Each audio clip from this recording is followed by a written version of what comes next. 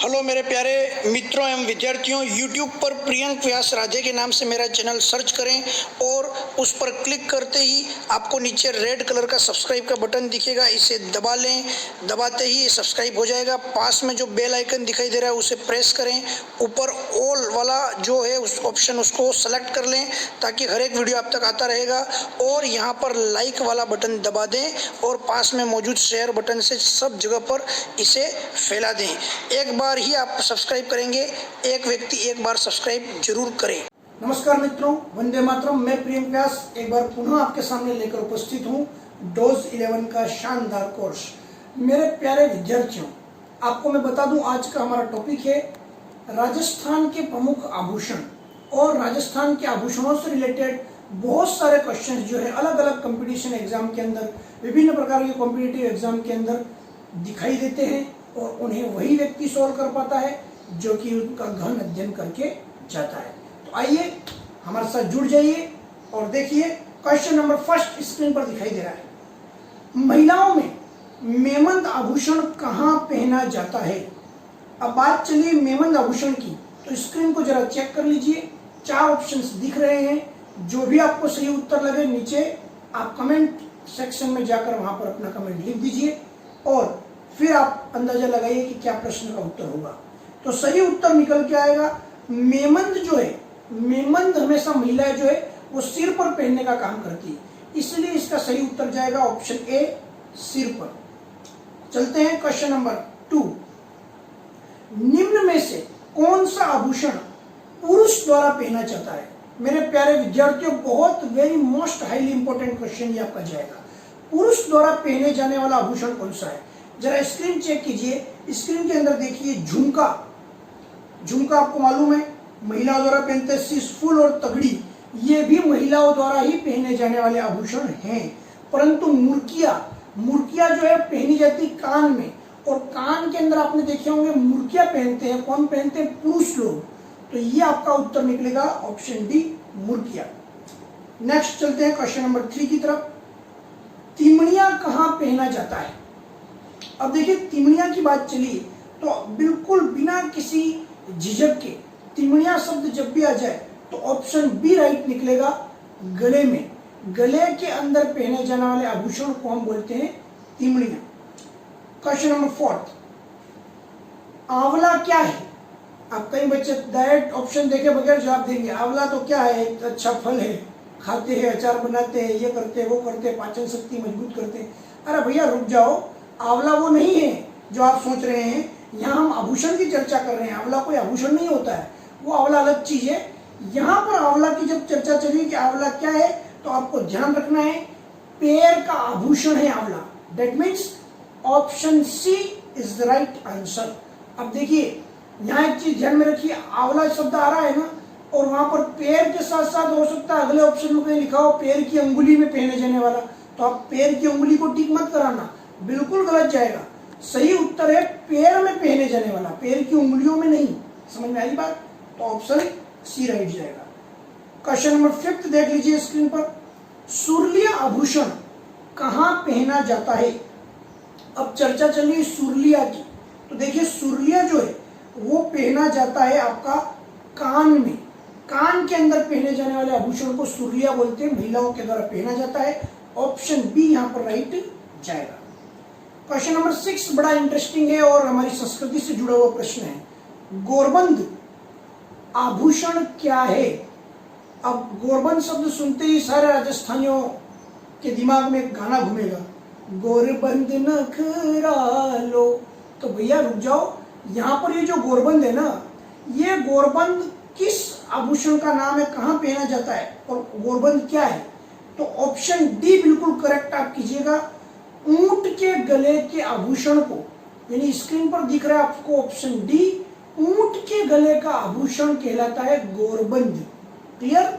चलिए आपको मालूम है, गौर से आप दिमाग लगाओ गोरबंद, तो भाई ऊंट थोड़ा गोरा गोरा सा होता है, गधे की तरह काला नहीं होता, जानते हो, ठीक है? तो समझाने के लिए बता रहा हूँ, ऊंट तो गोरा गोरा होता है और उसके गले को बंद कर देते हैं हम, इसलिए कहते हैं गोरबंद। ऐसे याद रख सकते हो, याद रखने की ट्रिक। चले आगे, क्वेश्चन नंबर 7। किस आभूषण का संबंध नाक से नहीं है। अब जरा सा ध्यान लगा दीजिए ऐसे प्रश्नों में। और मैं तो कहता हूं कंपटीशन एग्जाम के अंदर आप जहां पर नहीं शब्द लिखा हुआ आ रहा है वहां पर थोड़ा सा हल्का सा आप चाहे तो डॉट लगा सकते हैं ताकि पता लगे नहीं पूछा है, वरना इमोशनल भावना में बहकर कौन सा है करके राइट कराएंगे। तो पूछा है कौन सा नहीं है, तो भाई नथ आपको मालूम है नाक में पहनी जाती है, बारी और लौंग भी कहाँ पहनी जाती है, नाक में, परंतु नेवणी जो है वो बिल्कुल नाक में यूज नहीं आएगा। ऑप्शन बी राइट जाएगा, नेवणी। चलते हैं क्वेश्चन नंबर 8 की तरफ। तगड़ी कहाँ पहना जाता है? स्क्रीन को चेक कर लीजिए, स्क्रीन पर लगातार आपको प्रश्न दिखाई दे रहे हैं, उससे रिलेटेड आपको जो है चित्र भी आपको नजर आते रहेंगे बीच बीच में। चलिए, तगड़ी कहाँ पहना जाता है? तो तगड़ी जो है वो पहना जाता है आपका कमर में। कमर के अंदर पहने जाने वाले आभूषणों को हम बोलते हैं तगड़ी। ठीक है, तू तगड़ा है मैं तगड़ी हूँ वो वाली बात नहीं चल रही है, तगड़ी। अब देखो जिसकी कमर मजबूत है वो तगड़ा होता है, ऐसे याद रखो आप। तो महिलाओं की अक्सर जो बातचीत चलती है वो चलती कमर से, है ना। तो कमर के हिसाब से अगर हम देखेंगे तो तगड़ी, तगड़ी शब्द यहाँ पर राइट निकलेगा। याद आप रखने की ट्रिक मैं बता रहा हूँ, उस ट्रिक को दिमाग में आप रखिए, आप उसको किसी भी प्रकार से अन्यथा लेकर ना जाए। आप केवल और केवल ट्रिक का संबंध प्रश्न को क्लिक करने में ध्यान रखें। ठीक है भैया, तभी हम जाकर के ट्रिक के माध्यम से सही उत्तर निकाल पाएंगे। क्योंकि अक्सर हमको ऐसे प्रश्न याद नहीं रहते हैं, तो उससे रिलेटेड हम चीजें लिंक आउट करके और ट्रिक्स बनाकर आपको पेश कर रहे हैं ताकि आपको सुविधा हो। क्वेश्चन नंबर 9, महिला के ऊपर से लगाकर नीचे तक आभूषण का क्रम कौन सा सही है? देखिए, हिमांशु व्यास सर द्वारा बनाया गया एक जबरदस्त प्रश्न है, उनके खुद के द्वारा बनाया गया प्रश्न है और इतना लेवल का क्वेश्चन है कि आप ध्यान से रखें, RSIS के लेवल तक का ये प्रश्न है। अब अगर आप देखेंगे ऊपर से लेके नीचे तक, ऊपर क्या होता है भाई, सिर होता है हमारा, सिर से लेके पैर तक आभूषण का क्रम हमको निकाल करके लेना है। तो ऑप्शन ए ही राइट जाएगा, क्योंकि शीशफुल जो है पहना जाता है कहाँ, सिर पर। झुमका जो है पहना जाता कहाँ है, कान में। तिमड़िया जो है कहाँ पहना जाता है, गले में। दामना जो है कहाँ पहना जाता है, हाथ की उंगली में। तगड़ी जो है कहाँ पहना जाता है, आपका कमर के अंदर। झाझर पैर में और फोल्डरी पैर की अंगुली में। डेट मीन्स सिर से लेके पैर की उंगली तक क्रम राइट निकला है, ऑप्शन ए। क्वेश्चन नंबर 10 बता दो मित्रों, यहाँ पर कई लोगों को समस्याएं क्रिएट होती है। क्वेश्चन नंबर 10 और क्वेश्चन नंबर 11 आपको दिखेगा, वहां पर शब्द लगभग सेम समानता लिए हुए दिखेंगे। और यह प्रश्न RS एग्जाम के अंदर आया हुआ प्रश्न है कि चुंपा कहाँ का आभूषण है। स्क्रीन चेक कर लीजिए आप, चुंपा कहाँ का आभूषण है, RS में आया हुआ, RS में पूछा गया प्रश्न है और विभिन्न एग्जामों में पूछे जाते हैं। तो चुंपा जो है वो ध्यान रखना पहना जाता है कहाँ पर, दांत में पहना जाने वाला, दांत के अंदर पहना जाने वाले आभूषण को हम बोलते हैं चुंपा। ठीक है, अब हम चलेंगे क्वेश्चन नंबर 11, यानी कि हमारे इस सेशन का अंतिम प्रश्न जो स्क्रीन पर चमक रहा है, उस प्रश्न को जरा ध्यान लगाइए और देखिए। चौंप कहाँ का आभूषण है?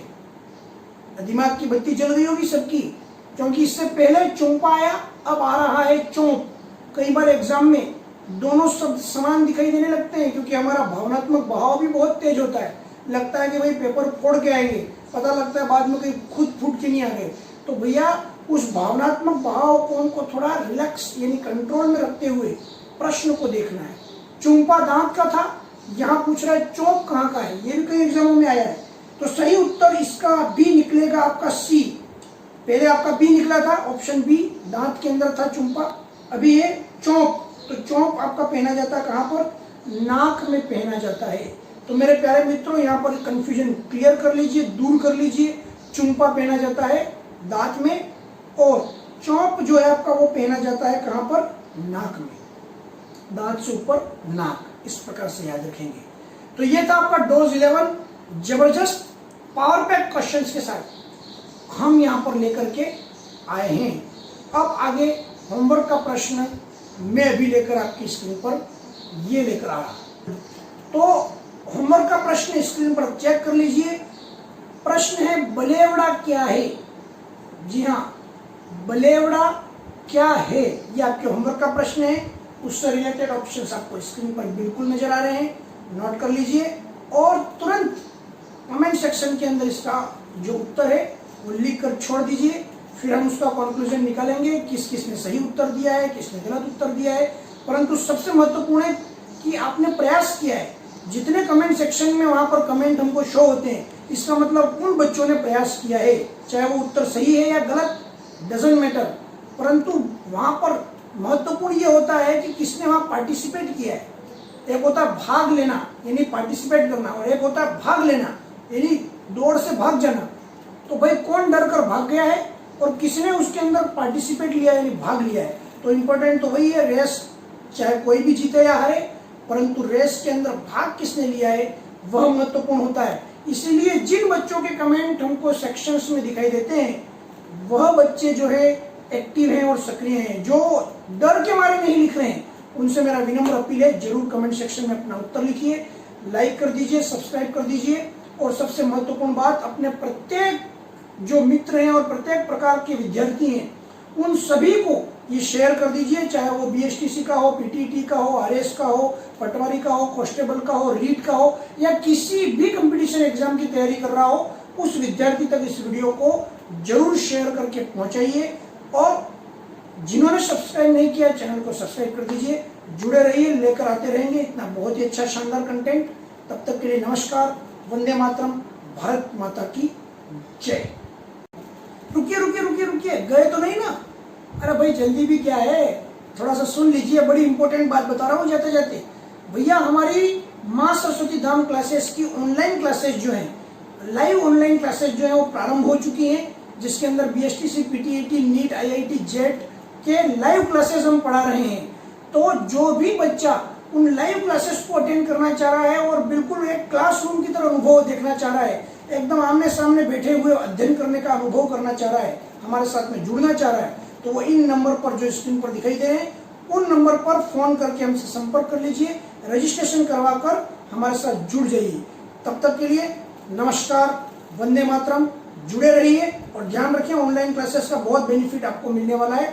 लाइव में भी जुड़ जाइए, कुछ बच्चे जुड़ चुके हैं, आप भी जुड़ जाइए। तब तक के लिए नमस्कार।